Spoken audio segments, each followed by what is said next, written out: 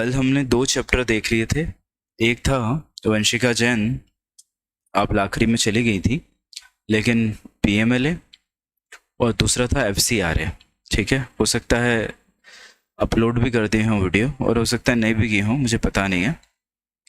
But FCRA में मैंने आपसे बातचीत कर ली कि फॉरेन कंट्रीब्यूशन एक्ट में सबसे पहले अपन ने बात की थी कि फॉरेन कंट्रीब्यूशन होता क्या है और ये किससे मिलता है। तो हमें फॉरेन कंट्रीब्यूशन मिलना चाहिए फॉरेन सोर्स से। ठीक है, या तो ट्रांसफ़र या डिलीवरी या डोनेशन किसी सिक्योरिटी का, चाहे इंडियन हो चाहे फॉरेन हो, चाहे आर्टिकल हो इंडियन करेंसी हो या फॉरेन करेंसी हो, एज द केस में भी। अगर इस अमाउंट को हमने फॉरेन सोर्स से नहीं लिया बट उस पर्सन से लिया है जिसने फॉरेन सोर्स से लिया है, वो भी फॉरेन कंट्रीब्यूशन है। यानी interest which is derived foreign contribution है, but ordinary course of business में whatever we have received it would not be termed as foreign contribution. ऐसी बातचीत हुई है। और अगर एजुकेशनल इंस्टीट्यूशन में फीस वगैरह रिसीव होती है तो वो फॉरेन कंट्रीब्यूशन नहीं है। फॉरेन सोर्स की डेफिनेशन देखी, ठीक है। फिर फॉरेन हॉस्पिटैलिटी देखी, जिसमें not being the casual one whatever we receive in the form of lodging, boarding, transporting और medical care from a foreign source. ठीक है, तो that would be known as foreign hospitality. Section number 3 देखा तो prohibition, that is on receipt of foreign contribution. Section number 4 exemption है। Section number 5 मैंने कल अंशिका पालीवाल बता दिया, ऑर्गेनाइजेशन ऑफ पॉलिटिकल नेचर क्या है। सेक्शन नंबर 6 में मैंने खास बात की कि फॉरेन हॉस्पिटैलिटी आपको एक्सेप्ट करना है तो आपको परमिशन लेना पड़ेगी। But Tanishka Tawani at the same time अगर मेडिकल ट्रीटमेंट लिया है और आप इंडिया के बाहर ही थे तो आपको फिर इसकी सूचना, इंटीमेशन देनी है सेंट्रल गवर्नमेंट को। और that is basically central government को जब आप इसकी इंटीमेशन देते हैं तो 1 महीने में देते हैं। सेक्शन नंबर 7 ट्रांसफ़र नहीं कर सकते। 8 स्पेक्यूलेटिव बिजनेस में पैसा नहीं लगा सकते। 20% एडमिनिस्ट्रेटिव एक्सपेंडिचर होगा। ठीक है, तो बहुत ज़्यादा प्रोबेबल क्वेश्चन, मतलब डिस्क्रिप्टिव के है नहीं, पर फिर भी ठीक है, अपने देख लिए। 9 सेक्शन नंबर 9 के power, that is very much important as a descriptive question अगर है तो सेक्शन नंबर 9 इंपॉर्टेंट है। सेक्शन नंबर 11 12 कुछ खास नहीं था, बट हाँ, अगर आपको रजिस्ट्रेशन लेना है तो रिक्वायरमेंट क्या होगी और परमिशन लेना है तो रिक्वायरमेंट क्या होगी। तो 3 साल से आप ऑलरेडी रजिस्टर्ड हैं, ठीक है, और इस तरह का एक्सपीरियंस है आपको तो आप रजिस्ट्रेशन ले सकते हैं। परमिशन आपको लेना है तो फिर इसके अलावा आपको कंडीशन सेटिस्फाई करनी पड़ेगी कि अगर इंडियन पार्टी है तो उसके जो एम्प्लॉयमेंट है में लोग हैं वो 75% ऐसे लोग हों जो डोनर से कनेक्टेड ना हो। ठीक है, और इस तरह की कुछ requirements that is in relation with the registration and permission. और मैंने कहा था कि बनता है ये क्वेश्चन। फिर section number 13 suspension, again MCQ. Section number 14 cancellation, 3 साल तक फिर से आप री रजिस्ट्रेशन नहीं ले पाएंगे, अगेन एमसीक्यू। सेक्शन नंबर 15 छुड़वा दिया था। सेक्शन नंबर 16 में मैंने कह दिया था कि रिन्यूअल चाहिए तो आपको 6 महीने के अंदर अंदर अप्लीकेशन करनी पड़ेगी। 17 में एफसीआरए अकाउंट है, basically it is essential requirement to obtain foreign contribution, चाहे आप रजिस्ट्रेशन लेकर चाहे परमिशन लेकर करें। फिर उसके बाद बहुत सारे सेक्शंस तुम्हारे सिलेबस में नहीं थे, लेकिन तुम लोगों ने ओल्ड सिलेबस के साथ पढ़ा था, इसलिए अपन ने हटवा दिए थे सेक्शंस। फिर उसके बाद मुझे जहाँ तक ध्यान है सेक्शन 42 या 41 आपसे डिस्कस हुआ होगा। इट शुड बी 42, चेक करना एक बार कंपोजिशन का कौन सा सेक्शन है। 42 होना चाहिए, 41 42 में से कुछ है, 42 होगा। ठीक है, तो 42 कंपोजिशन है। कंपोजिशन में मैंने कहा था वैसे तो every offence is compoundable under this act, but एक बात और देख ली थी आपने कि अगर कोई इम्प्रिजनमेंट ओनली है तो वो कंपाउंडेबल नहीं होगा। अंशिका पालीवाल कह रही है 41 है, मोहम्मद अजहर कह रहा है 42 है। एक बार चेक करना, मुझे 42 का ज़्यादा ध्यान है, एक बार चेक कर लो। 41 है 42 है, मॉड्यूल में देखना एक बार चेक कर लो क्या है। मुझे 42 ज़्यादा ध्यान है, इन दोनों में से कोई एक है, 41 42। ठीक है, बाकी सब बच्चे बोल रहे हैं 41। मॉड्यूल का सेक्शन देखना एक बार, 41 है, ठीक है। फिर मोहम्मद अजहर एक बार चेक कर लेना, 41 है, ये सब कह रहे हैं। फिर इम्प्रिजनमेंट ओनली जो है वो कंपाउंडेबल नहीं होगा। और एक और बात कही कि अगर सेम ऑफेंस आपने 3 साल के भीतर फिर से कर लिया तो वो कंपाउंडेबल नहीं होगा। ठीक है, तो इस तरह से मेरा कहना है कि हम लोगों ने सेक्शन जितने भी इंपॉर्टेंट थे इन रिलेशन विद द एफसीआर है वो कंप्लीट कर लिए। फिर उसके बाद अपन आगे बढ़े तो अब मामला पहुंच गया फॉरेन कंट्रीब्यूशन के बाद पीएमएलए। और पीएमएलए में मेरा कहना है कि मैंने 3 हिस्से आपको बताए थे कि एक प्रोविजन के पहले की थ्योरी और एक प्रोविजन के बाद की थ्योरी। ऑल्दो जो एक्ट के बाद की थ्योरी है वो समवेयर इंपॉर्टेंट हो सकती है, खैर डिस्कस करेंगे बट आज तो नहीं करेंगे वो। बट हाँ, उसकी थ्योरी जो है वो इंपॉर्टेंट हो सकती है ईडी को लेकर, एफआईयू को लेकर, केवाईसी को लेकर और यूएपीए को लेकर। ठीक है, जो चैप्टर की शुरुआत की थ्योरी थी वो तो ज्यादा काम की नहीं है, पर फिर भी पीएमएलए में अगर बात करें तो सेक्शन नंबर 3 था। सेक्शन नंबर 3 में मैंने अंशिका पालीवाल ये कहा कि मनी लॉन्ड्रिंग क्या है, तो 2U और 2U में प्रोसीड्स ऑफ क्राइम है और शायद 2X मुझे जहां तक ध्यान आ रहा है that is schedule offence. 2X जो है वो है शेड्यूल ऑफेंस का, एक बार चेक कर लेना। 2U proceeds of crime, 2X schedule offence. ठीक है, X जानवी सोनी सुधार रही है, फिर से कह रही है Y है। ठीक है, तो एक बार देख लेना 2Y शेड्यूल ऑफेंस और 2U किसका है, प्रोसीड्स ऑफ क्राइम। ये भी चेक कर लेना 2U ही है ना प्रोसीड्स ऑफ क्राइम का। ठीक है, तो ये दोनों सेक्शन नंबर 3 के साथ लिख कर आना, 2U और 2Y शेड्यूल ऑफेंस, और मैंने एक और क्या बात बोल दी तुमको कि प्रोसीड्स ऑफ क्राइम। ठीक है, ये दोनों लिख कर आना। शेड्यूल ऑफेंस की डेफिनेशन भी इंपॉर्टेंट है और वो 1 करोड़ रुपए वाला जो अमाउंट है ना वो ध्यान रखना कहीं एमसीक्यू में नहीं पूछ ले, वो तुम्हें पता होना चाहिए, part A, part B, part C वाला। ठीक है, फिर उसके बाद अपन ने कहा कि जो पनिशमेंट है मनी लॉन्ड्रिंग में वो क्या है, ये भी तुम्हें ध्यान होनी चाहिए, और वो स्पेसिफिकली पूछ भी सकता है कि नार्कोटिक ड्रग्स का मामला है तो बताओ 3 to 10 years एंड फाइन है, और ध्यान रखना पनिशमेंट इज रिगरस। ठीक है, तो कलवा नहीं। ये भी हो सकता है कि तुमको बोल दे एमसीक्यू में simple imprisonment of 3 to 7 years, फिर दूसरे में पूछा जाए rigorous imprisonment of 3 to 7 years, और एक में फाइन लिया हो, ठीक है, और एक में फाइन ना लिखा हो, और एक में फाइन लिखा हो पर लिमिटेड अमाउंट वाला लिखा हो। मेरी बात समझना, बहुत ज्यादा टेक्निकल वो एमसीक्यू बना नहीं सकता, बहुत ज्यादा टेक्निकल एमसीक्यू वो बना नहीं सकता। कहां पर, पीएमएलए या इकोनॉमिक लॉ में भी मेजरली अगर बात करें तो खेलेगा तो वो प्रोविजन से ही। ठीक है, तो वहां पर अपने को मानस थोड़ा सा ये ध्यान रखना है, टू दी पॉइंट बातें करना पड़ेगी कि भैया वो अगर बोल रहा है रिगरस, एक में वो बोल देगा 3 to 7 years सिंपल इम्प्रिजनमेंट, एक में बोल देगा 3 to 7 years रिगरस इम्प्रिजनमेंट, फिर एक में बोल देगा 3 to 10 years simple imprisonment and fine up to rupees. तो एंड फाइन को लेकर कोई लिमिट नहीं है, ये भी ध्यान रखा जाए। ठीक है, सेक्शन नंबर 5 आप लोग जानते हैं कि that is in relation with the attachment, जो मैक्सिमम कितने समय के लिए हो सकता है 180 डेज, ये बात ध्यान रखना। फिर उसके बाद आप लोगों को सेक्शन नंबर 8 पढ़ाया, मैंने आपको कह दिया कि 8 का सबसेक्शन 7 और 8 का subsection 8 that is very much important, तो एक बार उसको लिख कर जाना। 8 का 7 एक बार लिख लेना और 8 का 8 एक बार लिख लेना, और हो सकता है मैंने लिखवाया भी हो अच्छे से, पर चेक कर लेना 8 का 7, 8 का 8 एक बार लिख कर देख लेना, क्योंकि थ्योरेटिकल मतलब ये लॉ पॉइंट लिख कर आना पड़ेगा 8 का 7 का या 8 का 8 का। 9वां भी एग्जाम का क्वेश्चन बन सकता है डिस्क्रिप्टिव में कि भैया once property has been basically confiscated it shall be vested with the central government absolutely without encumbrances, और फिर अगर लीज होल्ड इंटरेस्ट या फिर चार्ज क्रिएट किया गया for the purpose of avoiding this provision तो उनको वॉइड करार दे दिया जाएगा। तो सेक्शन नंबर 10 बहुत का है, और मैंने कहा था 12 तो छप ही रहा है, और 12 के साथ मैंने कल बातचीत की थी कि 12 + 13 आपको लिख के आना है।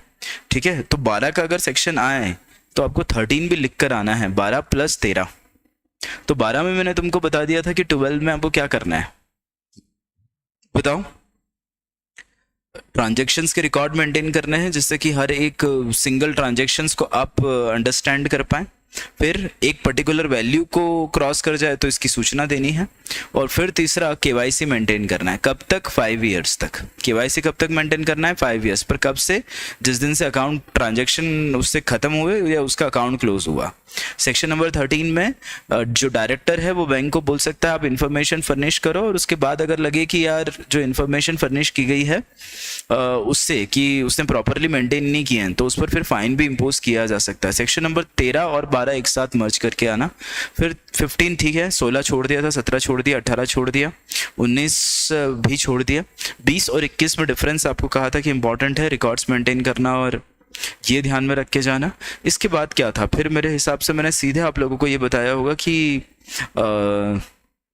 एडजुडिकेटिंग अथॉरिटी से अगर हम सेटिस्फाइड नहीं है तो we can prefer an appeal before the appellate tribunal, और अपीलेट ट्राइब्यूनल से हम सेटिस्फाइड नहीं है तो we can prefer an appeal before the high court. ठीक है, ये बातचीत थी। और उसके बाद मैंने कहा था कि जो भी ऑफेंस पीएमएलए में हुआ है that is basically cognizable and non bailable, cognizable and non bailable. और अगर बेल दी जाएगी तो किन ग्राउंड्स पर दी जा सकती है, मैंने आपको ये बताया था कि एक पब्लिक प्रोसिक्यूटर को अपॉर्चुनिटी देनी पड़ेगी, पब्लिक प्रोसिक्यूटर को अपॉर्चुनिटी देनी पड़ेगी। और मैंने तुमको ये भी सिखा दिया था कि पब्लिक प्रोसिक्यूटर को अपॉर्चुनिटी देकर उसको सुनकर अगर ऐसा लगे कि उसने ऑफेंस नहीं किया और वो बेल पीरियड में ऑफेंस नहीं करेगा तो छोड़ दोगे। बट देखा था कि 1 करोड़ वाला से कम का मामला है, 16 साल से कम की एज का बच्चा है, या फिर अपन लोगों ने 2 एक बातें और पढ़ी थी जैसे कि इनफर्म है, सिक है, ठीक है, विमेन है, तो फिर स्पेशल कोर्ट के डायरेक्शन पर उसको छोड़ देंगे। ये बातचीत हो गई। और उसके बाद क्या था, बस फिर तो फालतू की चीज़ें हैं, मतलब छोड़ ही दिया था अपन ने, कुछ नहीं पढ़ा है। ठीक है, तो पीएमएलए के प्रोविजन में तो ऐसा सच कुछ बहुत ज़्यादा खास नहीं दिखता। ठीक है, बट हाँ मैंने क्या कहा था कि उसके 4 पॉइंट जो हैं पीछे थ्योरी के वो अपन डिस्कस करेंगे, पर वो आज मैं अभी नहीं कर रहा हूँ। ठीक है, बट हाँ वो इंपॉर्टेंट है जो अपने को एक बार करके जाना है। अब अंशिका पालीवाल, अनुष्का सिंह सेंगर, हर्ष कलवानी, वंशिका जैन, अब अपन बात कर रहे हैं आगे। अब 2 एक्ट हैं, दोनों काफी आसान है, एक है बेनामी और एक है फ्यूजिटिव इकोनॉमिक ऑफेंडर। तो पहले अपन ले रहे हैं फ्यूजिटिव इकोनॉमिक ऑफेंडर एक्ट। ठीक है, फ्यूजिटिव इकोनॉमिक ऑफेंडर एक्ट। अब सबसे मेजर जो बात है वो है कि इन दोनों एक्ट में, चाहे मैं बात करूं फ्यूजिटिव इकोनॉमिक ऑफेंडर एक्ट की या मैं बेटा बात करूं मुझे कह देना चाहिए कौन सी, बेनामी की, दोनों की प्रोबेबिलिटी एग्जाम के पॉइंट ऑफ व्यू से मैक्स टू मैक्स एक क्वेश्चन है। मैक्स टू मैक्स मतलब हो भी सकता है कि क्वेश्चन ही ना आए, पर हाँ फिर भी एक क्वेश्चन, सिंगल क्वेश्चन। ठीक है, दोनों की। और खूब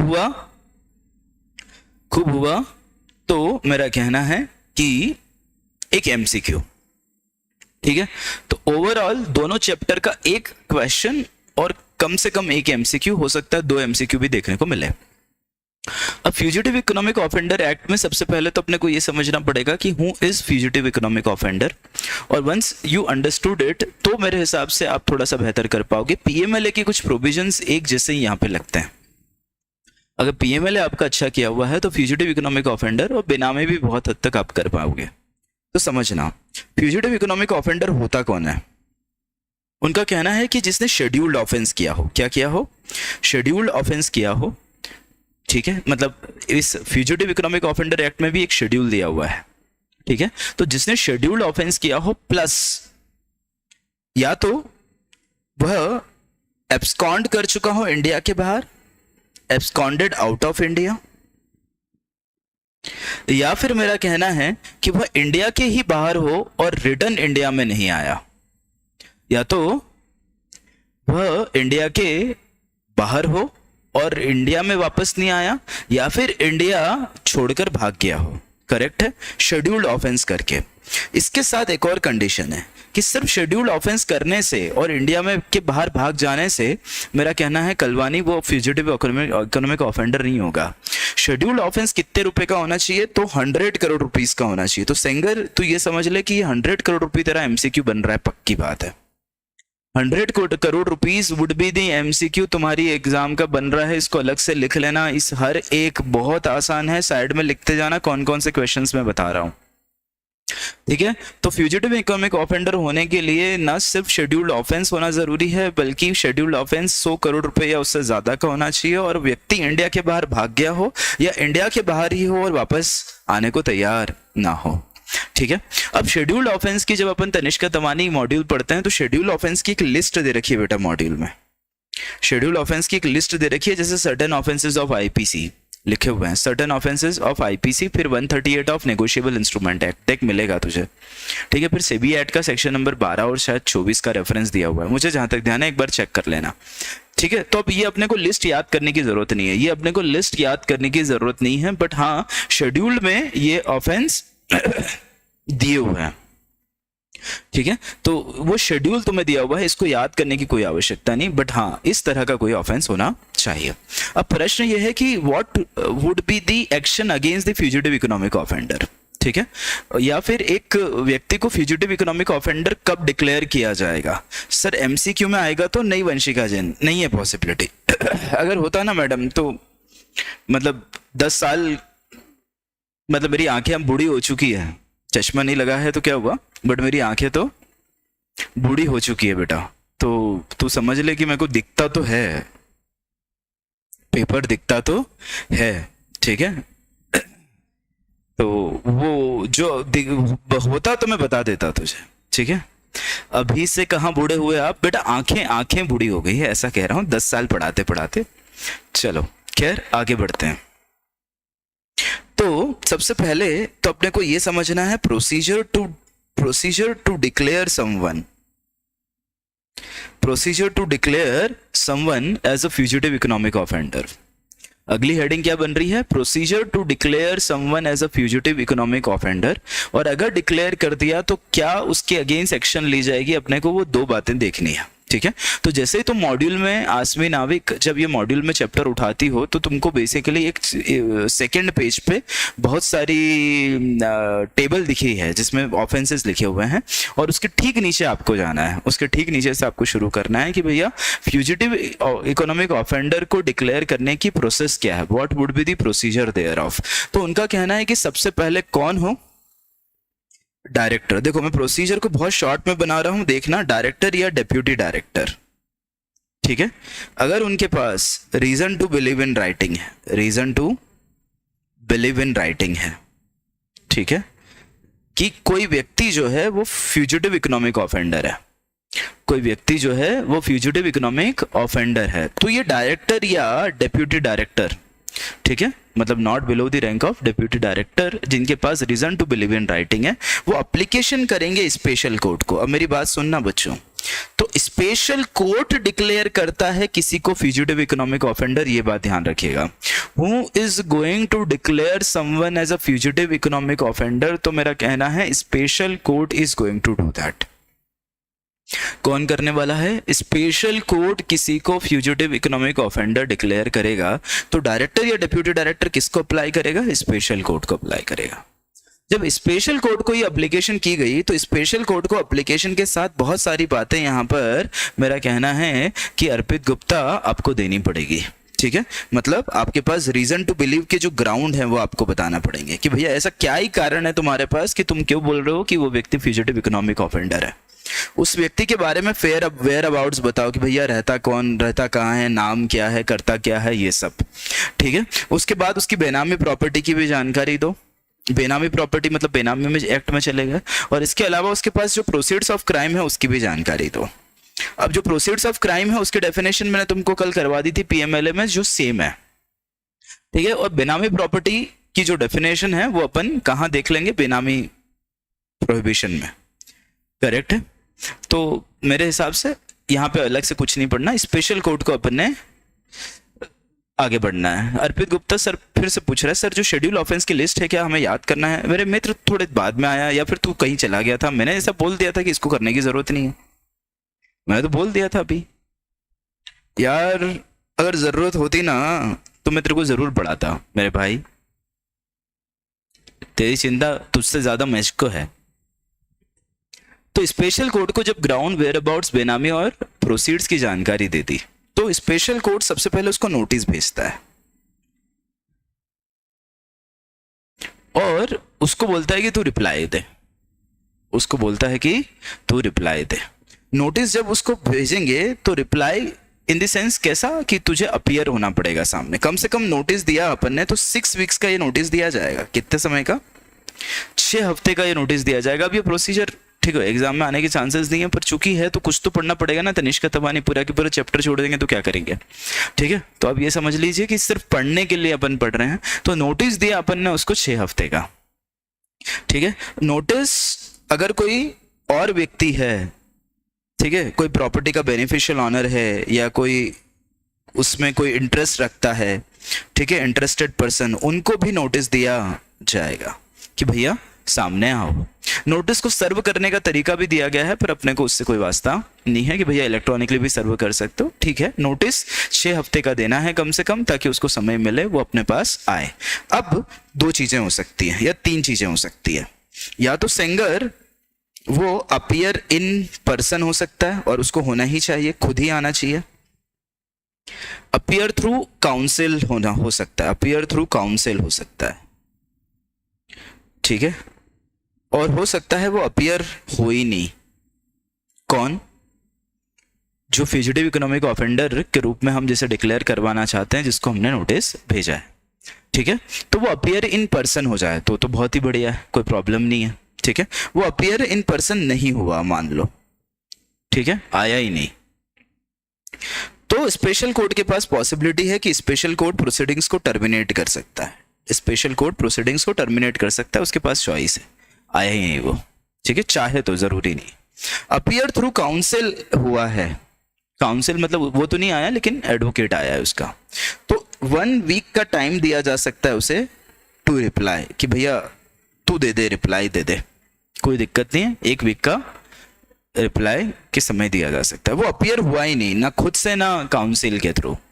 ठीक है, ना खुद से अपीयर हुआ ना काउंसिल के थ्रू अपीयर हुआ, तो फिर ऐसे केस में मेरा कहना है बच्चों कि क्या किया जाए, उसके बिना ही प्रोसीडिंग्स को कंटिन्यू किया जाए, उसके बिना ही प्रोसीडिंग्स कंटिन्यू। ठीक है, और जब ये नोटिस दिया जाएगा ना बच्चों, तो नोटिस में लिख कर दिया जाएगा कि भैया तुम्हें अपीयर होना है, और तुम अगर अपीयर नहीं होंगे तो तुम्हारी प्रॉपर्टी को कॉन्फिस्केट कर लिया जाएगा। कॉन्फिस्केट को बोलते हैं एग्जैक्टली राजसात करना। क्या करना? राजसात, कॉन्फिस्केटेड, राजसात कर ली जाती है। ठीक है, शायद तुमने कभी सुना भी हो, राजसात होती है, कभी न्यूज़पेपर वगैरह में देखा। ठीक है, तो कॉन्फिस्केट की जाएगी, ऐसा कुछ उस नोटिस में लिख कर दे दिया जाता है। तो प्रोसीडिंग कंटिन्यू करके उसे डिक्लेयर कर दिया जाएगा क्या? Fugitive economic offender, fugitive economic offender. और उसकी जितनी भी बेनामी प्रॉपर्टी होगी बच्चों, कौन सी? बेनामी, और कौन सी? प्रोसीड्स ऑफ क्राइम, उसको क्या कर लिया जाएगा? अटैच कर लिया जाएगा।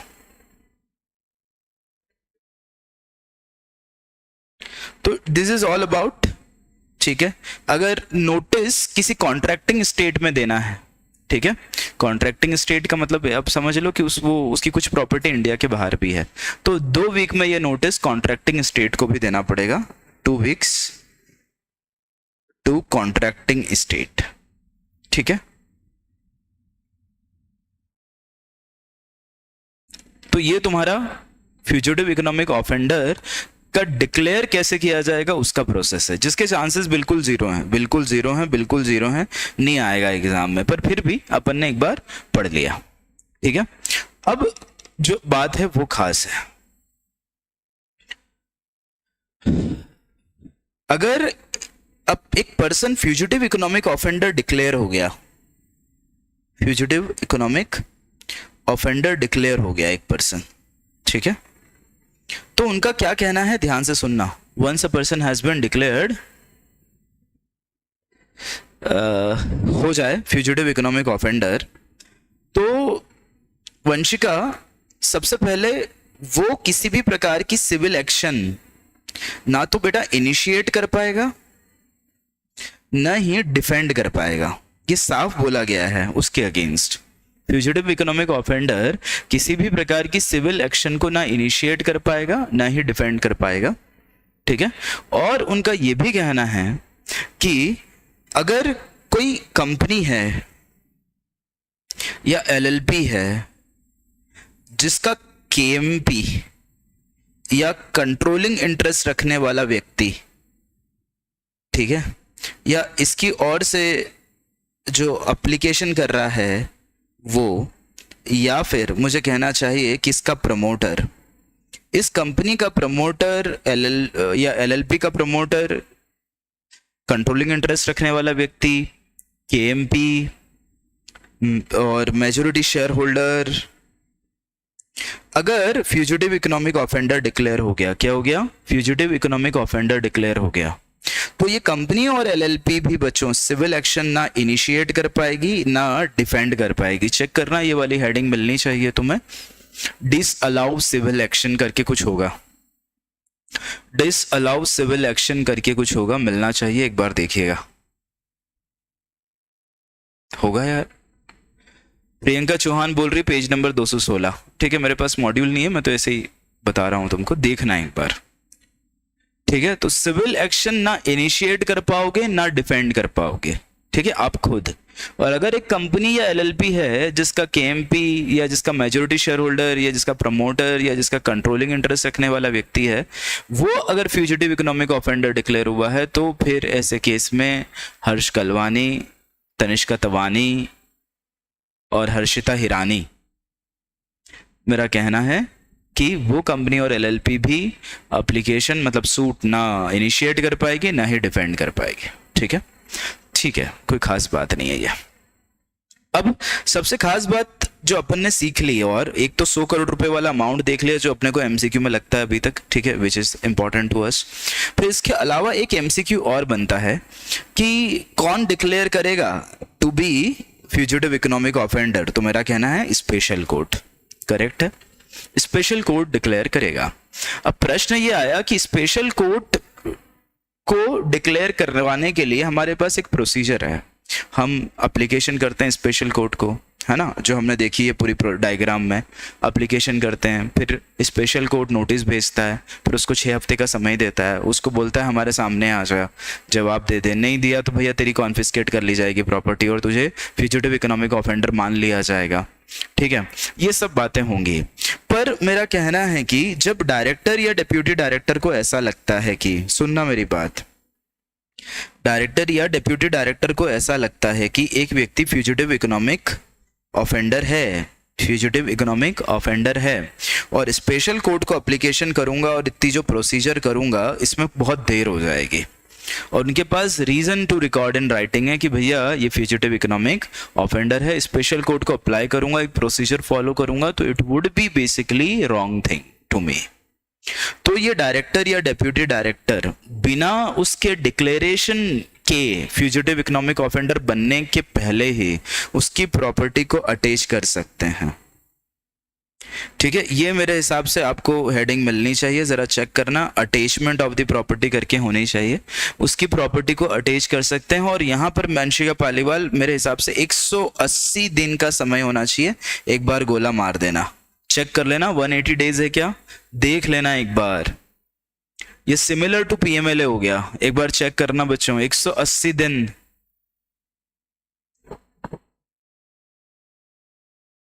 है।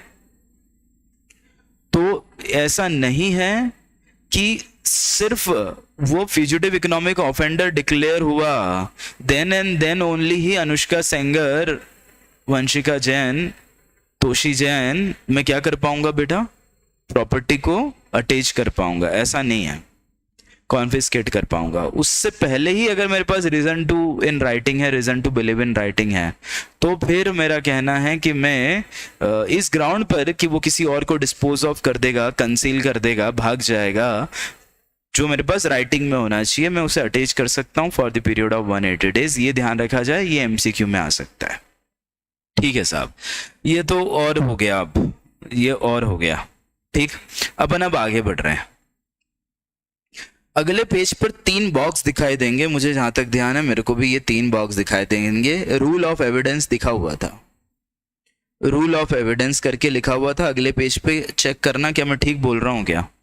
खुशी शाह, अगले पेज पर रूल्स ऑफ एविडेंस लिखे हुए हैं, है ना, ये रूल्स ऑफ एविडेंस। ठीक है, हाँ पेज नंबर, हाँ कहीं कुछ छूट रहा हो कुछ खास तो मुझे बता देना। मेरे पास अभी मॉड्यूल नहीं है क्योंकि कल तो ये सेंगर आई थी तो मॉड्यूल लेके आ गई थी, आज तो कोई आया भी नहीं है, तो मेरे पास कुछ है भी नहीं तुम्हें बताने को। ठीक है, मैं ऑनलाइन ओपन करूंगा, रुक जाओ फिर। तो रूल्स ऑफ एविडेंस में, हाँ वो तो छोड़ना है, फिर सर्वे सर्च सीजर बिल्कुल छोड़ दो। ठीक है, survey search seizure search of a person, ये तीनों हेडिंग छोड़ दीजिएगा, बिल्कुल डिट्टो पीएमएल है, बिल्कुल उड़ा दीजिए। रूल ऑफ एविडेंस पर आ जाओ। अब अनुष्का, मेरा कहना है रूल ऑफ एविडेंस वैसे तो ये क्रिमिनल एक्टिविटी है स्पेशल कोर्ट, तो मुझे बता क्या क्या तरीका चलता है, मतलब मैंने तुम्हें इंडियन एविडेंस एक्ट में एक बात बताई थी कि सिविल सूट को डिसाइड करने के लिए एविडेंस का तरीका अलग है और क्रिमिनल सूट को डिसाइड करने के लिए एविडेंस का तरीका अलग है। जो आप में से अभी बताएगा, मैं सच कह रहा हूं, रिजल्ट पे पार्टी दूंगा उसको, रिजल्ट पे पार्टी दूंगा। एविडेंस में सिविल सूट को डिसाइड करने का तरीका अलग है, क्रिमिनल मामलों को डिसाइड करने का तरीका अलग है। बताओ कलवानी। एक था, मैंने तुम्हें सिखाया था preponderance of probability, preponderance of probability जो सिविल मामले में होता है। तो जिसके जिसके फेवर में वो जो तराजू है वो झुकेगी, उसके फेवर में डिसीजन दे दिया जाएगा। ठीक है, प्रीपॉन्डरेंस ऑफ प्रोबेबिलिटी करके कॉन्सेप्ट होता है सिविल मामलों को लेकर। जब तुम इंडियन एविडेंस एक्ट उठाओगे तो मेरे हिसाब से मॉड्यूल अगर उठाओगे तो दूसरे ही पेज पर मॉड्यूल का इंडियन एविडेंस उठाओगे अगर, क्योंकि स्पाइरल का तो मुझे याद नहीं आ रहा, बट हाँ मॉड्यूल उठाओगे तो दूसरे ही पेज पर ऊपर की तरफ ये दिया हुआ है प्रिंसिपल ऑफ एविडेंस। तुम्हारे सामने आमने ही रखा हो तो चेक कर लो भैया। तो सिविल मामलों को लेकर तो प्रीपॉन्डरेंस ऑफ प्रोबेबिलिटी है, और जबकि क्रिमिनल मामलों को अनुष्का सिंह सेंगर मैंने तुम्हें सिखाया था, that is beyond the doubt, beyond any doubt आपको प्रूव करना पड़ेगा। ठीक है ये बात, हाँ या ना? तो इनका कहना है यहां प्रीपॉन्डरेंस ऑफ प्रोबेबिलिटी लगेगा, यहां पर बियॉन्ड डाउट प्रूव करने की जरूरत नहीं है। तो मतलब कहीं ना कहीं आपको सिविल सूट का तरीका एविडेंस का यहां पर लगाना पड़ेगा, सिविल सूट का तरीका यहां पर लगाना पड़ेगा। फर्स्ट कॉलम में और सेकंड कॉलम में, ठीक है। बर्डन ऑफ प्रूफ, अगर कोई प्रॉपर्टी बेनामी है या कोई प्रॉपर्टी क्या है, प्रोसीड्स ऑफ क्राइम है, तो किसको प्रूव करना पड़ेगा? प्रोसिक्यूटर को, अप्लीकेंट को प्रूव करना पड़ेगा। और तुम फ्यूजिटिव इकोनॉमिक ऑफेंडर नहीं हो, ये किसको प्रूव करना पड़ेगा? ये burden of proof lies on the accused. Check करना, पहले कॉलम में अक्यूज्ड पर बर्डन है, दूसरे में जो कंप्लेंट करता है उस पर बर्डन है, और तीसरा जो रूल ऑफ प्रीपॉन्डरेंस है, चेक करना वो एविडेंस का प्रिंसिपल यूज होगा, ये ध्यान रखिएगा। तो कौन सा रूल अप्लीकेबल है? तो प्रीपॉन्डरेंस ऑफ प्रोबेबिलिटी का रूल अप्लीकेबल है। भले ही करके जाओ, चांसेस कम ही लग रहे हैं मेरे को फिर भी इसके। अब इसके बाद एक और है डेफिनेटली जो मुझे करके जाना चाहिए, और इसका क्वेश्चन बन सकता है अपील। इसका एक क्वेश्चन बन सकता है अपील, कि अगर हम सेटिस्फाइड नहीं हैं, ठीक है, स्पेशल कोर्ट के इस डिसीजन से, तो बताओ हम किसको अपील करेंगे? हम अपील करेंगे हाई कोर्ट को। We would prefer an appeal to the high court, ठीक है।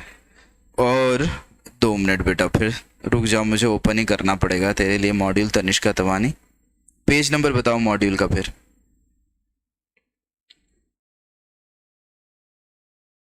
दो 219।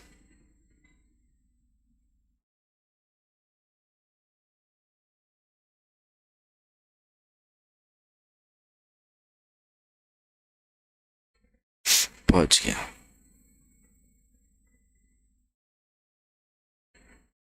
देखो ये काम का है, फ्यूजिटिव इकोनॉमिक ऑफेंडर, ठीक है। शेड्यूल्ड ऑफेंसेस की लिस्ट याद करने की जरूरत नहीं है, ठीक है। ये प्रोसीजर है जो मैंने तुम्हें बताई थी। 6 हफ्ते का नोटिस 6 हफ्ते का नोटिस दिया जाएगा। प्रोसीड्स ऑफ क्राइम की डेफिनेशन, 6 वीक्स का नोटिस दिया जाएगा, और 2 हफ्ते में भेजने का नोटिस किया जाएगा कॉन्ट्रैक्टिंग स्टेट को। और ठीक है, वो खुद नहीं आया तो टर्मिनेट हो सकती है, काउंसिल के थ्रू आया तो 1 वीक का समय दिया जा सकता है, देखना, ठीक है। और हियरिंग करके या तो प्रोसीड्स ऑफ क्राइम और बेनामी प्रॉपर्टी को कॉन्फिस्केट कर लिया जाएगा। यहाँ तक पढ़ाया है बस। इसके बाद डिसअलाउ क्लेम ये बता दिया था, ठीक है। फिर अटैचमेंट ऑफ प्रॉपर्टी ये बता दिया, बट हाँ 180 डेज, ठीक है। ये पावर ऑफ सर्वे काट देना, सर्च सीजर काट देना, और सर्च ऑफ पर्सन काट देना, ठीक है। अब पहुंच जाओ सीधे रूल्स ऑफ एविडेंस पे, ठीक, अब सुनना, मैं डिक्लेयर होने वाला हूँ फ्यूजिटिव इकोनॉमिक ऑफेंडर, तो मुझे ही ये प्रूव करना पड़ेगा बच्चों कि मैं फ्यूजिटिव इकोनॉमिक ऑफेंडर नहीं हूं।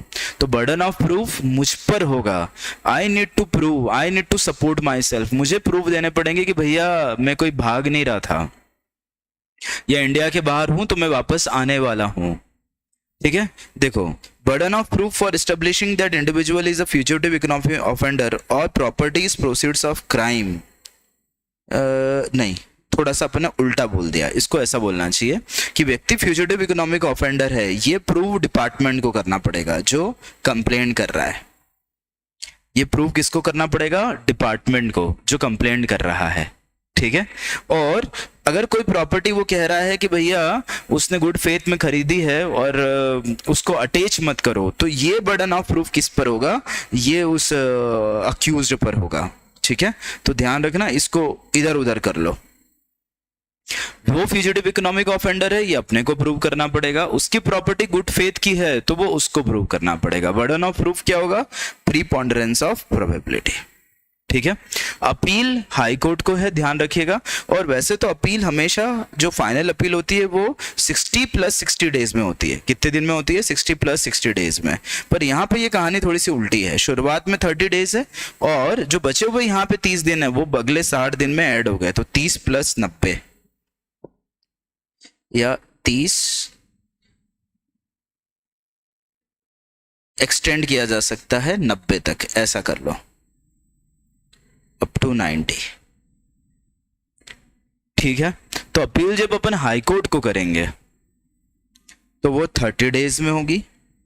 लेट हो गए, ठीक है, तो अपने को क्या करना पड़ेगा? सफिशिएंट रीजन दो, जिसको बढ़ाकर वो अब कब तक ले जा सकते हैं? 90 दिन। 90 में ये 30 शामिल है, ये ध्यान रखना। तो 30 + 60 ऐसा समझ ले, 30 + 60 समझ लीजिएगा। ये आईएमपी मार्क करना, चैप्टर समाप्त हुआ। आईएमपी मार्क करना, चैप्टर समाप्त हुआ बच्चों। ठीक है, तो फ्यूजिटिव इकोनॉमिक ऑफेंडर में आपको कुछ नहीं करना। सर इस चैप्टर के सेलिएंट फीचर्स में लास्ट पॉइंट समझ नहीं आ रहा, पेज नंबर 212 पे। 2 मिनट देखता हूं बेटा।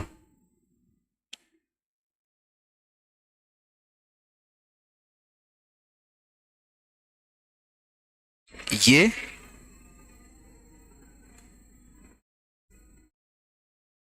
अरे मेरे भाई, स्पेशल कोर्ट से अगर हम सेटिस्फाइड नहीं है उसके डिसीजन से, तो हम किसको अपील करते हैं? हाई कोर्ट को। बस वही तो लिखा है, appeal to high court against the order issued by special court. और क्या? ठीक है, देख, disentitlement of fugitive economic offender, वो क्लेम नहीं कर सकता कोई सिविल क्लेम, ना फॉरवर्ड मतलब ना लगा सकता है ना डिफेंड कर सकता है। कॉन्फिस्केट कर दी जाएगी प्रॉपर्टी। डायरेक्टर को पावर है सर्च सीजर का, अटैचमेंट का पावर है, हो जाएगा। तुमको आवाज आ रही है क्या यहाँ पर आरती की? क्योंकि ऊपर क्लास में लगता है बहुत स्पीकर चल रहे हैं। नहीं आ रही है? ठीक है, फिर बढ़िया, चलने दो यार।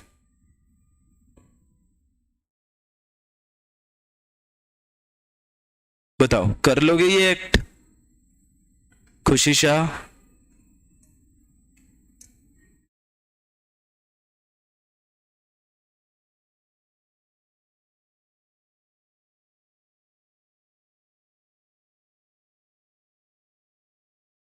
चलो अब दूसरा, बेनामी। ये भी फालतू है, कुछ खास नहीं।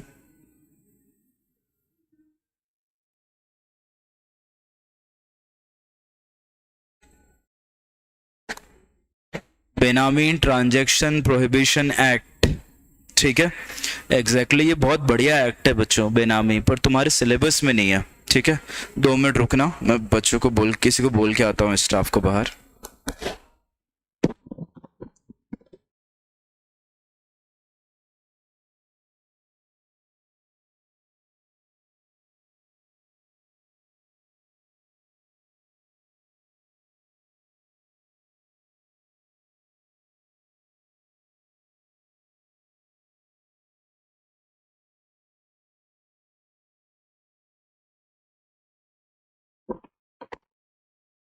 चलिए, ये बाहर की है, वॉइस एकेडमी की नहीं है। चलो, अब यहां पर इस बेनामी एक्ट में अपने को क्या समझना है? सबसे पहला, एग्जाम में एमसीक्यू आ रहा है बच्चों, ठीक है, इन relation with the what is बेनामी प्रॉपर्टी, ठीक है, एमसीक्यू आएगा और कुछ एग्जाम्पल दिए जाएंगे, तो उसमें से अपने को ये समझना पड़ेगा कि अच्छा ठीक है शिवानी, तो बेनामी प्रॉपर्टी के कुछ एग्जाम्पल दिए जाएंगे बेटा एग्जाम में, ठीक है, वो कैसे दिए जाएंगे मैं आपको बताऊंगा, बट हाँ एमसीक्यू। दूसरा, बेनामी प्रॉपर्टी की पनिशमेंट आपको पूछी जा सकती है, मेरे हिसाब से it should be in section 3, section 3 में होनी चाहिए। फिर 4, सेक्शन नंबर 5, 6, 4, 5, 6, न 4 आएगा, न 5 आएगा, न 6 आएगा, कुछ भी नहीं आएगा, 4, 5, 6 बिल्कुल नहीं आएंगे, ठीक है। इसके बाद मुझे जहाँ तक ध्यान है आपको सेक्शन नंबर 24 बताया होगा, सेक्शन नंबर 25 तो मैंने नहीं बताया होगा, सेक्शन नंबर 26 बताया होगा। तो 24, 26, 24, 26, 24, 26, 24 पूछा जा सकता है प्रोसीजर में, वो होगा, ध्यान से समझना है अपने को। फिर इसके बाद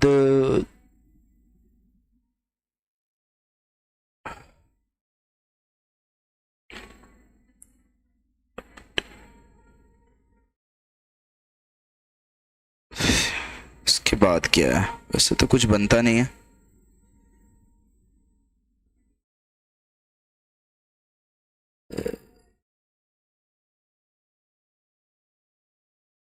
हाँ, एक आध क्वेश्चन और बना सकते हैं, that is appeal to 80 and final appeal to high court. ये क्वेश्चन बनाने हैं अपने को इससे, बस हर्ष कलवाने।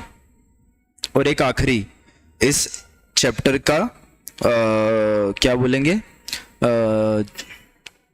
ये अभी इससे पहले पूछा था ना फीचर्स, इस चैप्टर की शुरुआत में फीचर्स का एक बॉक्स बना हुआ है, ठीक है, ये क्वेश्चन प्रोबेबल है, इससे ज्यादा प्रोबेबिलिटी सबसे ज्यादा इसी की है, व्हाट इज बेनामी प्रॉपर्टी और इसका एमसीक्यू, फिर अपील, फाइनल अपील और फीचर्स, बाकी सब फालतू है, कुछ भी नहीं है पूरे चैप्टर में, बस इतना कम। अब शिवांश में क्या मतलब, मैं क्या बताऊं तुझे, अब अगर मुझे लगता तो मैं जरूर बताता तेरे को, है ना, मतलब इससे ज्यादा वर्थ नहीं है, इससे ज्यादा वर्थ नहीं है बेटा अब ये एक्ट, ठीक है। मैं ये तो कह नहीं रहा हूं तुम लोगों को कि तुम 100% मुझ पर भरोसा करके चले जाओ, तुम पढ़ो तुम्हारे हिसाब से, पर मेरा जितना एक्सपीरियंस है मैं उसके हिसाब से बोल रहा हूँ, इतने में काम हो जाना चाहिए तुमका, ठीक है, तो इतना कर लो। मुझे लगेगा ना कि यार नहीं यार इस चैप्टर में कुछ खास है, तो मैं डेफिनेटली तुमको बताऊंगा, है ना। चलो खैर, अब बताओ, सबसे पहले तो अपन बात कर रहे हैं बेनामी दार कौन होता है, हु इज बेनामी दार, ठीक है। तो अपन ने यहां पर कुछ पॉइंट पढ़े हैं, और जब इसकी डेफिनेशन देखोगे ना बेनामी दार की, या बेनामी प्रॉपर्टी, कुछ भी बोल दो अपन, ठीक है, जो प्रॉपर्टी बेनामीदार रखता है वो बेनामी प्रॉपर्टी है, ठीक है। तो एक्चुअल क्या है कि इसको है ना वो ज़्यादा अच्छे से ये समझो, बेनामी ट्रांजैक्शन की डेफिनेशन है ये, किसकी है, बेनामी, स्पेलिंग देख लेना बेनामी की क्या है, बेनामी ट्रांजैक्शन की डेफिनेशन, ठीक है। जो व्यक्ति ये ट्रांजैक्शन करता है वो बेनामीदार है, और ये जो प्रॉपर्टी है, जो ये प्रॉपर्टी है, ध्यान रखिएगा, वो बेनामी प्रॉपर्टी होगी, ठीक है। अब पहले बोर्ड पर देखना, उसके बाद क्या एग्जाम्पल में किस तरह से क्वेश्चन बनेगा मैं तुम्हें बताता हूँ। तो उन्होंने क्या किया, एक पॉइंट बताया सेंगर ए, फिर दूसरा बताया बी, तीसरा बताया सी और चौथा बताया डी। इस तरह से उन्होंने 4 हिस्सों में बेनामी ट्रांजैक्शन की डेफिनेशन डिवाइड की। ठीक है, अब जब मैं BCD की बात करता हूँ, ठीक है, तो उन्होंने कहा कि अगर आपने फिक्टिशियस नेम से कोई प्रॉपर्टी ली है, फिक्टिशियस नेम से कोई प्रॉपर्टी ली है, तो the transaction which is carried out in the fictitious name is a बेनामी ट्रांजैक्शन। अब फिक्टिशियस नेम की जब कलवानी चू ये डेफिनेशन देखता है ना बेनामी ट्रांजैक्शन की, तो उसमें चेक करना, एक एग्जांपल लिखा हुआ होगा कि एक्स ने एक प्रॉपर्टी वाई के नाम पर खरीदी है और वाई एग्जिस्ट ही नहीं करता, तो ऐसी प्रॉपर्टी क्या मानी जाएगी, ऐसा ट्रांजैक्शन क्या माना जाएगा, बेनामी ट्रांजैक्शन माना जाएगा। चेक करना ये हर एक उस डेफिनेशन के नीचे होना चाहिए। क्या मैं ठीक कह रहा हूं क्या? होना तो चाहिए यार। ये देखो, ये एग्जाम्पल में पूछे जाएंगे, ये एग्जाम्पल में पूछे जाएंगे। मिल गया? ठीक है, तो अगर फिक्टिशियस नेम से कोई प्रॉपर्टी ली हुई है, इसका मतलब तुम्हें दिख गया ना कि इस तरह का प्रश्न आ रहा है, तो ऐसा पूछ लिया जाए, इसे ले लिया जाए कि ए ने किसी ऐसे व्यक्ति के नाम पर प्रॉपर्टी खरीदी है जो एग्जिस्ट नहीं करता, पहला। दूसरा, सी और डी ये किस तरह के हैं कि मान लो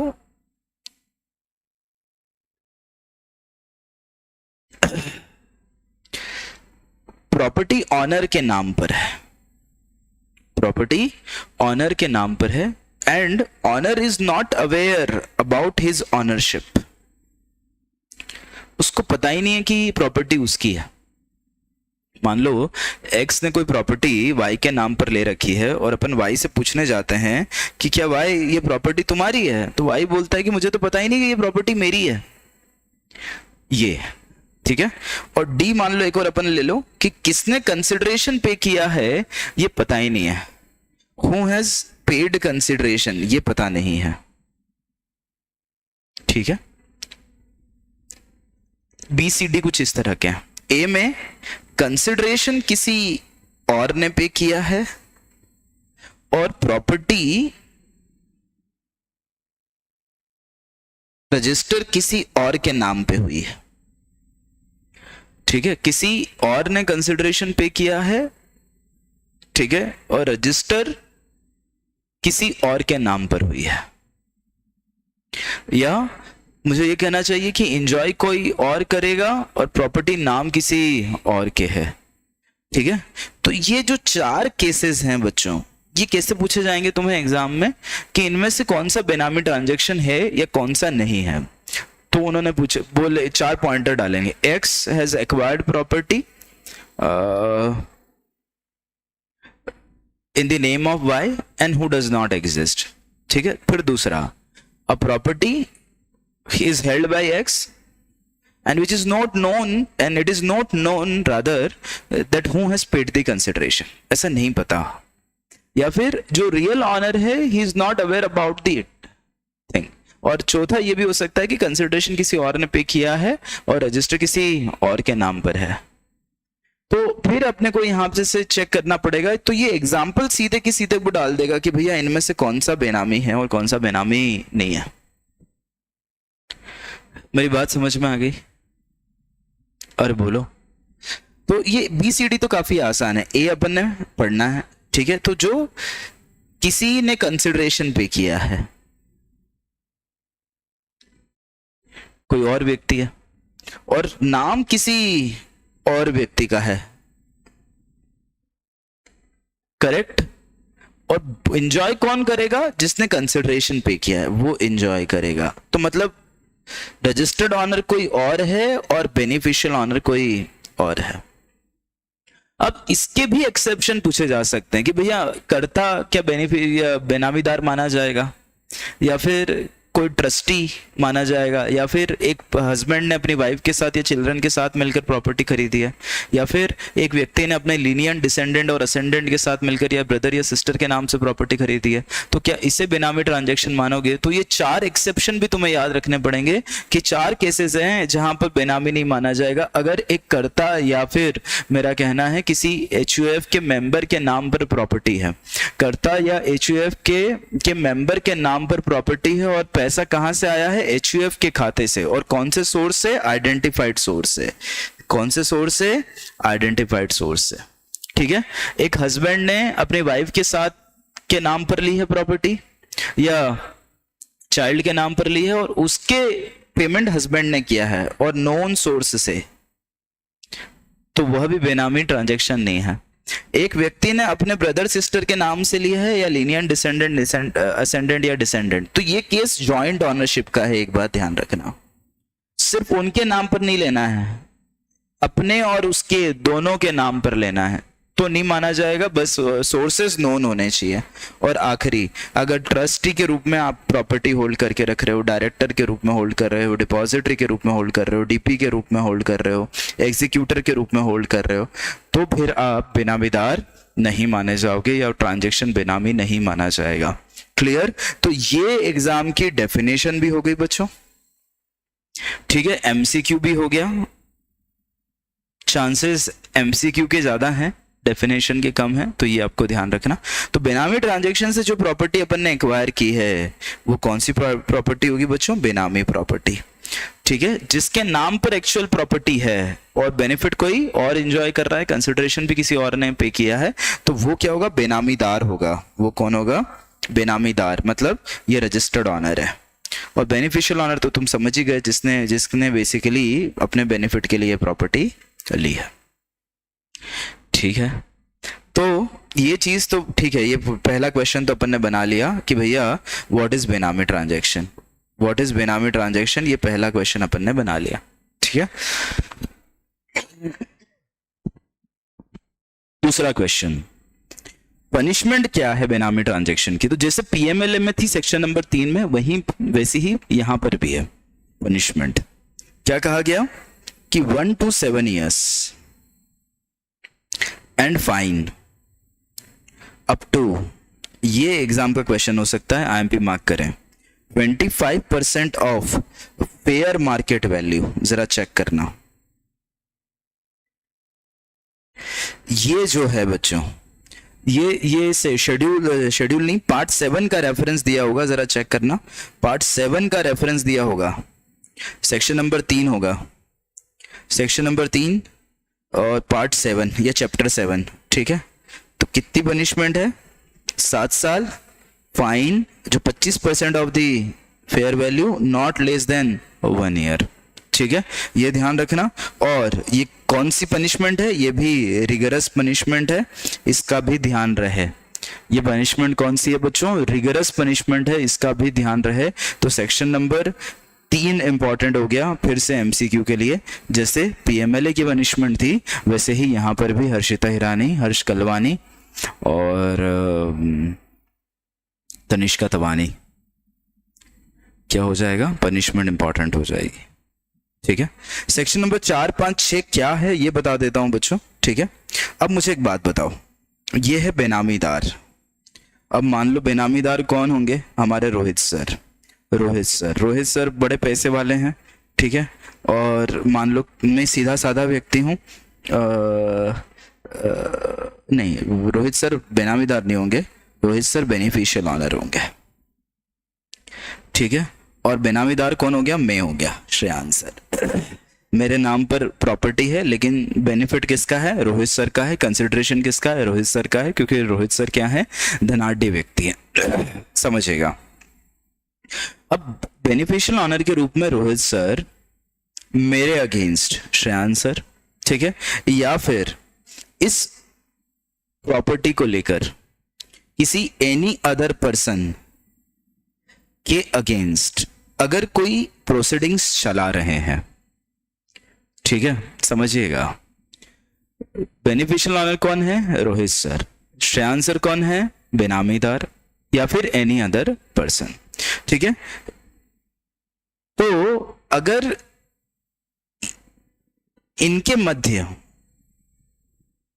मतलब श्रेयांश सर या एनी अदर पर्सन और रोहित सर के मध्य किसी प्रकार का प्रोसीडिंग्स चल रही है, तो रोहित सर इस प्रॉपर्टी को लेकर ना क्लेम दे पाएंगे किसी प्रकार का और न ही डिफेंस दे पाएंगे। ये बात लिखी हुई है सेक्शन नंबर 4 में।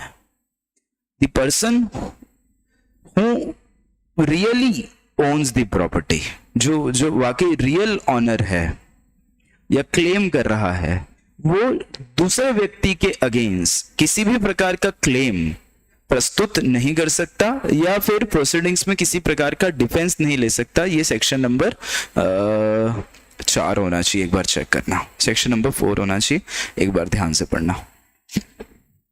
सेक्शन नंबर 5 कहता है कि जो भी बेनामी प्रॉपर्टी होगी ये सब्जेक्ट टू कॉन्फिस्केशन होगी, ये सब्जेक्ट टू कॉन्फिस्केशन होगी। ये जो बेनामी प्रॉपर्टी होगी that would be subject to confiscation, ठीक है। सेक्शन नंबर 6 कहता है कि जो बेनामीदार है मतलब कौन है, जिसके नाम पर प्रॉपर्टी है, वो किसी और को ये प्रॉपर्टी ट्रांसफर भी नहीं कर सकता। ये सेक्शन नंबर 6 होगी। ये किसी और को ट्रांसफर भी नहीं कर सकता, ये सेक्शन नंबर 6 होगा। तो 3 में पनिशमेंट, 4 में सूट, किसी प्रकार का डिफेंस या किसी प्रकार का क्लेम आप नहीं लगवा पाएंगे। 5 सब्जेक्ट टू कॉन्फिस्केशन है, 6 ट्रांसफर नहीं की जा सकती, देखिएगा, ठीक है। अब मेरा कहना है कि कलवानी, ये तो बात हो गई, जो बेसिक बातें हैं वो ये हो गई, ठीक है। अब अपन जो पढ़ रहे हैं वो है सेक्शन नंबर 24, ऑल्दो 25 भी है पर फालतू की बात है, मतलब नोटिस को किसको दिया जाएगा उसकी बात है, और 26 किस तरह से फैसला लिया जाएगा, ठीक है। अब सुनना मेरी बात, यहां पर जो भी प्रॉपर्टी बेनामीदार की है उसके वो लेकर जो एक्शन लेगा वो इनिशिएटिंग ऑफिसर कहलाएगा। वो कौन होगा? इनिशिएटिंग ऑफिसर होगा, जो उस बेनामी प्रॉपर्टी को क्या करने वाला है बच्चों, what he suppose to do in relation with that property, attach करने वाला है प्रोविजनल बेसिस पर, ठीक है, प्रोविजनल बेसिस पर। और इस इनिशिएटिंग ऑफिसर की एप्लीकेशन पर अप्रूविंग अथॉरिटी इस अटैचमेंट को कंफर्म कर देगी, ठीक है। इनिशिएटिंग ऑफिसर अटैच करता है 24 में और अप्रूविंग अथॉरिटी इसको कंफर्म करती है सेक्शन नंबर 26 में, ठीक है। अगर तुम अप्रूविंग अथॉरिटी के डिसीजन से सेटिस्फाइड नहीं हो, you are not satisfied with the decision which is been given by the approving authority, you may prefer appeal to the appellate tribunal, ठीक है। ऑल्दो अपीलेट ट्राइब्यूनल को लेकर प्रोविजन बहुत कुछ खास नहीं है, और अपीलेट ट्राइब्यूनल से हम सेटिस्फाइड नहीं है तो we can prefer an appeal for the high court. This is basically a procedure wherein all proceedings are being undertaken. शुरुआत कौन करता है? Initiating officer. जबकि जानवी सोनी पीएमएलए में और फ्यूजिटिव इकोनॉमिक ऑफेंडर में शुरुआत कौन करता है? जो डायरेक्टर है या an officer not below the rank of director. जबकि यहां पर शुरुआत कौन करता है? इनिशिएटिंग ऑफिसर, ठीक है। यहां पर शुरुआत कौन कर रहा है? Initiating officer. वहां पर कॉन्फिस्केशन का ऑर्डर कौन देता है? देखो, पीएमएलए में स्पेशल कोर्ट, ठीक है, और कहां पढ़ा अपन ने ये फ्यूजिटिव इकोनॉमिक ऑफेंडर कौन डिक्लेयर करता है? Special court. और यहां पर कंफर्मेशन कौन करता है? Approving authority. Approving authority satisfied नहीं हो तो अपीलेट ट्राइब्यूनल, नहीं हो तो फिर हाई कोर्ट को अपील, ठीक है। तो ये एक प्रोसीजर है जो अपने को और करनी है, और बस चैप्टर खत्म, कुछ भी नहीं बचा इसमें। तो इनिशिएटिंग ऑफिसर सबसे पहले तो क्या करेगा? इनिशिएटिंग ऑफिसर नोटिस देगा, किसको? पर्सन होल्डिंग बेनामी प्रॉपर्टी, ठीक है, बिल्कुल सही, बेनामीदार को नोटिस भेज देगा इनिशिएटिंग ऑफिसर, ठीक है। अब सुनना मेरी बात, बट अगर उसको लगता है कि नोटिस भेजने के बाद, एक तो उसको लगता है कि रिप्लाई रिसीव करूं मैं, उसके बाद ही एक्शन लूंगा, पर अगर इनिशिएटिंग ऑफिसर को लगता है कि नोटिस देने के बाद बट रिप्लाई रिसीव होने से पहले। 2 मिनट रुकना। हाँ बच्चों, देखिएगा एक बार हुआ क्या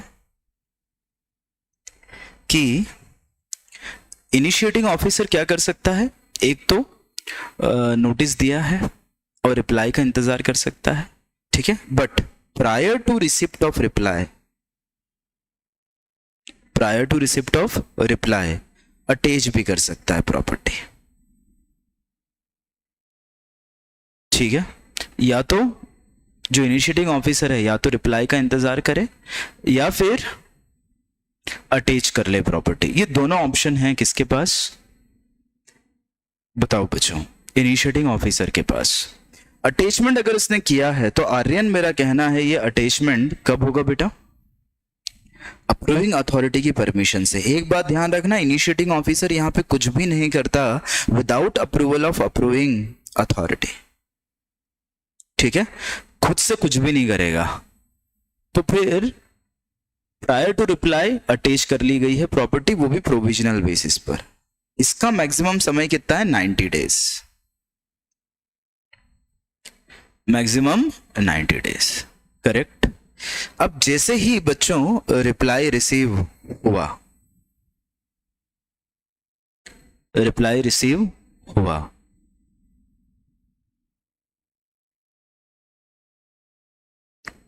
90 डेज के भीतर इस प्रॉपर्टी को चूंकि अपन ने अटैच किया है कितने समय के लिए, 90 डेज के लिए, तो रिप्लाई रिसीव होने से 90 डेज में डिसाइड करना पड़ेगा अपने को, ठीक है, क्या रिसीव होने से, हाँ, कि अगर प्रॉपर्टी ऑलरेडी अटैच्ड है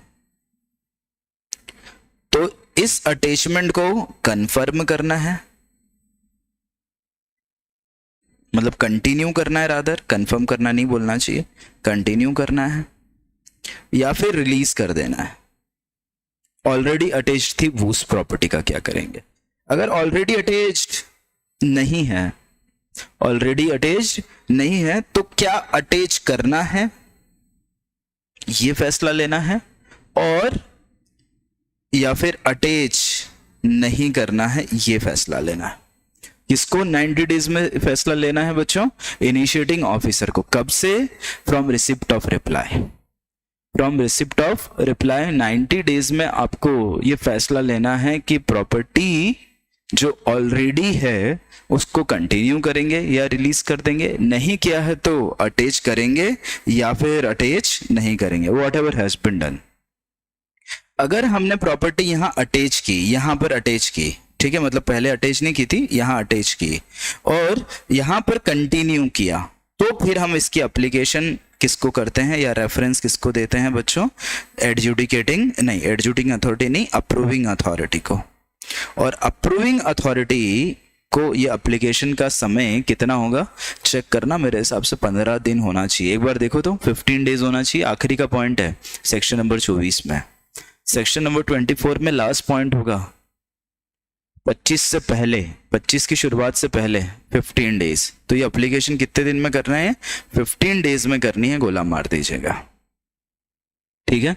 तो इनिशिएटिंग ऑफिसर जो भी एक्शन लेगा बच्चों, ठीक है, इनिशिएटिंग ऑफिसर जो भी एक्शन लेगा ये किसके परमिशन से लेगा, अप्रूविंग अथॉरिटी की परमिशन से लेगा, ठीक है।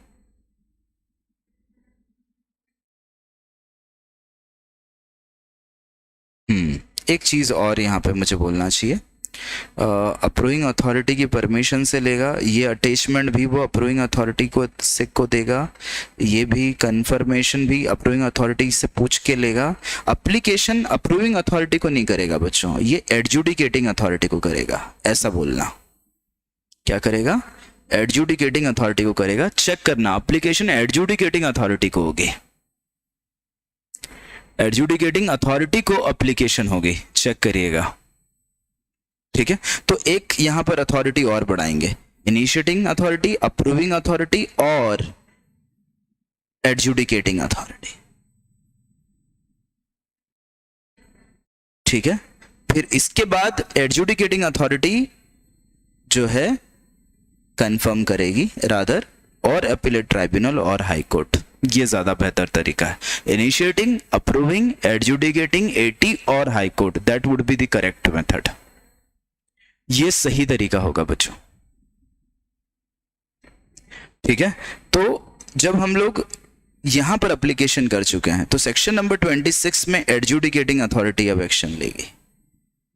सेक्शन नंबर 26 में एडजुडिकेटिंग अथॉरिटी अब एक्शन लेगी कि वाकई प्रॉपर्टी बेनामी है या नहीं, और अगर डिक्लेयर कर दे तो कॉन्फिस्केट कर लेगी।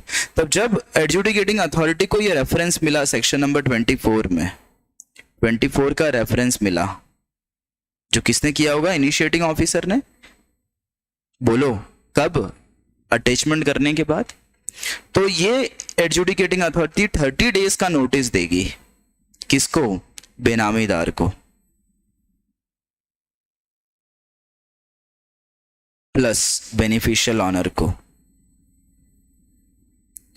प्लस बैंक को अगर लोन वोन हो तो, अदर कोई क्लेमेंट है तो उनको भी 30 डेज के अंदर अंदर नोटिस देगी, और इनको बोलेगी जवाब दीजिए अगले 30 डेज में। तो 30 डेज में तो ये नोटिस भेजेगी इन लोगों को, और 30 डेज का समय इन लोगों को ये देगी। कौन? Adjudicating authority.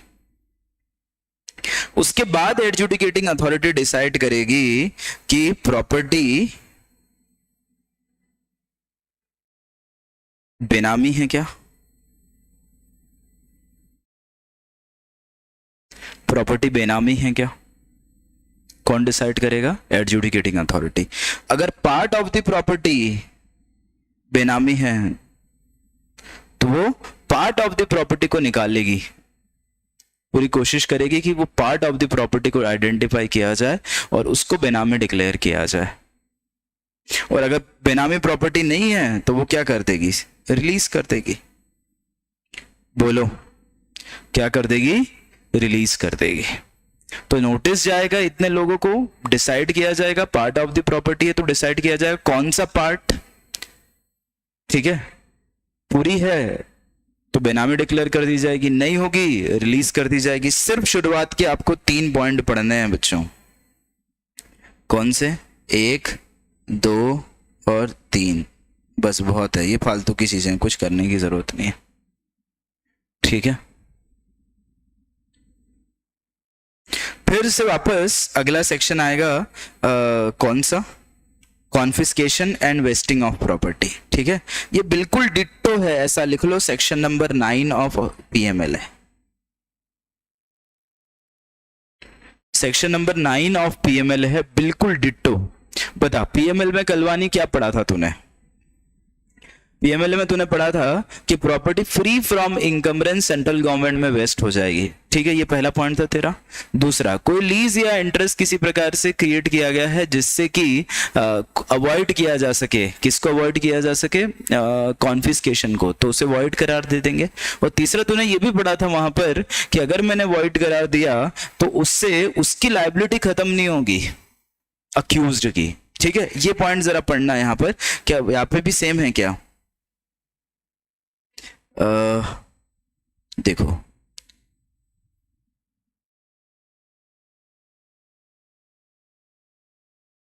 Subsection 3, where order of confiscation has been made, central government को फ्री फ्रॉम इनकम्बरेंस मिलेगी, ठीक है। अगर कोई राइट थर्ड पर्सन में क्रिएट किया गया है with the view to defeat the purpose of the act shall be null and void. और तीसरा, no order of confiscation is made upon proceeding, ये वाला नहीं, बस ये दो तो मैच कर रहे हैं सेक्शन 9 की तरह। अब ये क्या है और ये मैं आपसे डिस्कस कर रहा हूं, ठीक। ये जो पॉइंट है उनका कहना है कि अगर किसी पर्सन ने फॉर एडिक्वेट कंसिडरेशन बेनामीदार से प्रॉपर्टी खरीद ली है तो उस थर्ड पर्सन का राइट प्रोटेक्ट किया जाएगा। किसका? थर्ड पर्सन का राइट प्रोटेक्ट किया जाएगा। जिसने कंसिडरेशन पे करके प्रॉपर्टी ली है उसके राइट को प्रोटेक्ट किया जाएगा।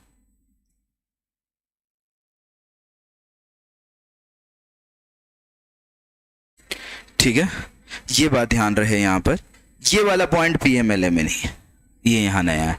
और एक और बात है यहाँ पे नहीं, कि अगर मान लो एडजुडिकेटिंग अथॉरिटी ने ऑर्डर दे दिया कि भैया क्या कर लिया जाए, कॉन्फिस्केशन कर लिया जाए, ऐसा ऑर्डर दे दिया है, और हमने इस पर अपील कर दी, किसको करेंगे, एटी को करेंगे, अभी आगे देखेंगे, अपील कर दी एटी को, तो फिर ऐसे केस में जो भी कॉन्फिस्केशन होगा ये किसके बेसिस पर होगा, subject to order of appellate tribunal. Appellate tribunal के जो ऑर्डर आएगा उसके हिसाब से ही ये होगा कि कॉन्फिस्केट किया जाए या नहीं किया जाए। ये सेक्शन नंबर 27 है, बना लोगे। फिर 28 फालतू की चीज है कि जो भी प्रॉपर्टी खरीदी है, मतलब इस तरह से अपन ने कॉन्फिस्केट किया, उसको मैनेज करने के लिए एक एडमिनिस्ट्रेटर का अपॉइंटमेंट किया जाएगा, ठीक है, वो उस प्रॉपर्टी को पूरा मैनेज करेगा, देखभाल करेगा, उसकी कोई जरूरत नहीं है। पोजीशन ऑफ प्रॉपर्टी कोई जरूरत नहीं है, ठीक है।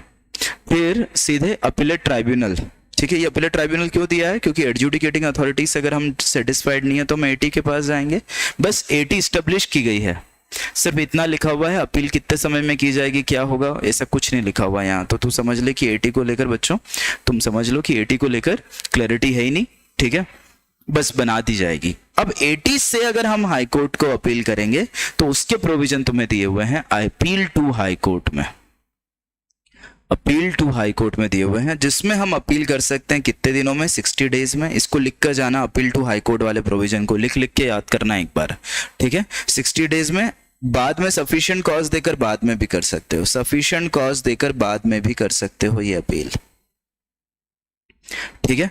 क्वेश्चंस फ्रेम किए जाएंगे जिस पर ये अपील सुनी जाएगी, पर इसका मतलब ये नहीं है कि जो क्वेश्चन फ्रेम नहीं हुए हैं उन पर अपील नहीं सुनी जा सकती, उन क्वेश्चंस के अलावा भी अपील सुनी जा सकती है,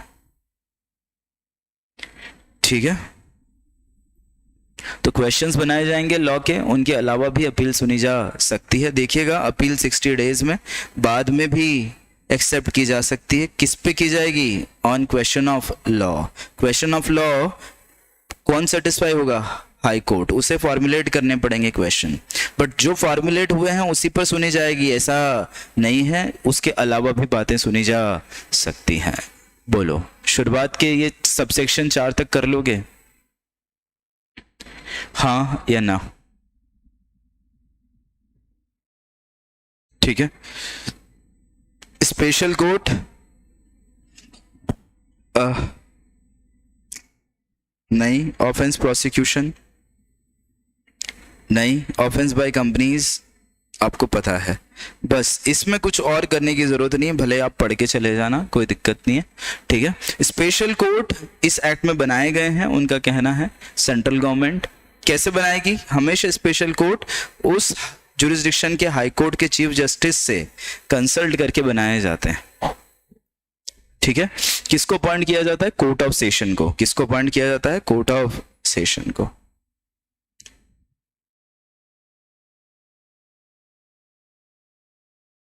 जो उस एक्ट के ऑफेंसेस को ट्राई करेगा। कौन सा ऑफेंस हो गया जो इस एक्ट का होगा, सेक्शन नंबर 3 का, बोलो जरा, सेक्शन नंबर 3 का होगा जो ट्राई करेगा, कौन, स्पेशल कोर्ट, क्योंकि कॉन्फिस्केशन तो किसने कर दिया, एडजुडिकेटिंग अथॉरिटी ने कर दिया। अरे बोलो, कॉन्फिस्केशन का काम किसने किया, एडजुडिकेटिंग अथॉरिटी ने, तो फिर स्पेशल कोर्ट काम क्या करेगा, ऑफेंस वाला हैंडल करेगा। ऑफेंस मतलब क्या, सजा, सजा कौन सी, 1 साल से 7 साल, रिगरस वाला, and fine up to fair value का 25%, करेक्ट क्या, वो ट्रायल करेगा इसका। किसके कहने पर अपन कॉग्निजेंस लेंगे, इन राइटिंग बाय अथॉरिटी और ऑफिसर ऑफ गवर्नमेंट के कहने पर हम कॉग्निजेंस लेंगे, बाकी अलते बलते व्यक्ति की बात सुनेंगे नहीं, खत्म। डिस्पोज ऑफ करना है 6 महीने में, तो सेफर साइड करके जाना, पढ़ लेना सेफर साइड, ठीक है, बाकी छोड़ देना, कोई दिक्कत नहीं है। अब क्या बच रहा है, जरा चेक करो, फीचर्स, फीचर्स बच रहे हैं, जरा चेक करिएगा। ये मोस्ट IMP है, लिख लिख के जाना, ठीक है, और अगर भूल जाओ तो ऐड का ही कोई पॉइंट छाप कर आ जाना कि बेनामी ट्रांजैक्शन की डेफिनेशन इस एक्ट में दी गई है, इसी में क्या नहीं माना जाएगा वो भी बताया गया है, अगर कोई प्रोहिबिटेड ट्रांजैक्शन में एंटर करते हो तो उसके कॉन्सिक्वेंसेज हैं कि भैया तुम्हारे अगेंस्ट पनिशमेंट होगी। प्रोसीजर है इसकी डिटर्मिनेशन कैसे किया जाएगा पनिशमेंट वाला, ठीक है। प्रोविजंस है सर्विस ऑफ नोटिस जो सेक्शन नंबर 25 में, ठीक है। प्रोटेक्शन इन गुड फेथ, जो भी एक्शन लेती है अथॉरिटी गुड फेथ में उसके अगेंस्ट एक्शन ली जा सकती। सेंट्रल गवर्नमेंट रूल बना सकती है। स्पेशल कोर्ट बनाए गए हैं chief justice of high court से कंसल्ट करके। अगर एक व्यक्ति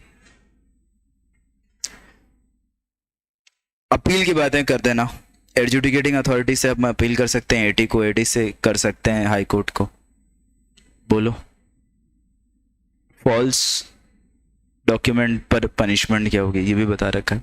तो ये फीचर्स और रट के जाइएगा बच्चों, ठीक है। तो आज मैंने 2 और खत्म कर दिए, 2 मैंने कल खत्म किए, कौन से, फ्यूजिटिव और पीएमएलए, नहीं पीएमएलए और एफसीआरए, और आज खत्म किए फ्यूजिटिव और बेनामी, ठीक है। अब कल कोई बड़ा चैप्टर लेंगे बच्चों, अब कल कोई बड़ा चैप्टर लेंगे और कलवानी मेरा मानना है कल या तो फेमा लूँगा या कंपटीशन एक्ट लूँगा, या तो फेमा लूँगा या कंपटीशन एक्ट लूँगा, इन दोनों में से कोई एक चैप्टर उठाऊँगा, ठीक है। कंपटीशन भी ले सकता हूँ, फेमा भी लिख सकता हूँ, देख लूँगा मैं, ठीक है। और संडे तक मोस्टली बच्चों मैं कर दूंगा पैकअप, मोस्टली कर दूंगा। 1-2 चैप्टर बचे तो बचे, ठीक है, 1-2 चैप्टर बचे तो बचे, जो तुम्हारे भरोसे ही छोड़ दूंगा, जैसे लीगल मेट्रोलॉजी है, रेरा है, ये हो सकता है तुम्हारे भरोसे भी छोड़ दूं मैं। तो कल का जो टारगेट है वो है या तो कंपटीशन या फिर फेमा, ठीक है। अगर फेमा लिया तो बच्चों ध्यान रखना ईसीबी भी शुरू होगा उसी के साथ, ओडीआई भी उसी के साथ जाएगा, और मेरा कहना है कि हाँ ये 3 चैप्टर में उसके साथ जाऊंगा। फिर थोड़ा बहुत एफडीआई मेरे को कवर करना है जो मैंने क्लास में किया नहीं है, सिलेक्टिव बेसिस पे करूंगा, और एफटीपी ये सब। फिर स्पेशल इकोनॉमिक जोन में नहीं पढ़ाऊंगा, आप लोग पढ़िएगा, ठीक है। स्पेशल इकोनॉमिक जोन आप खुद पढ़िएगा बच्चों, मैंने पढ़ा भी दिया है, रटवाया भी था, ये मुझे ध्यान है, ठीक। तो छठा में नहीं पढ़ाऊंगा। अगर कल फेमा शुरू हुआ तो फिर संडे तक यही चलेगा, इतना हिस्सा, ठीक है। और फिर उसके बाद कंपटीशन लॉ, कंज्यूमर और ये चलेंगे, ठीक है।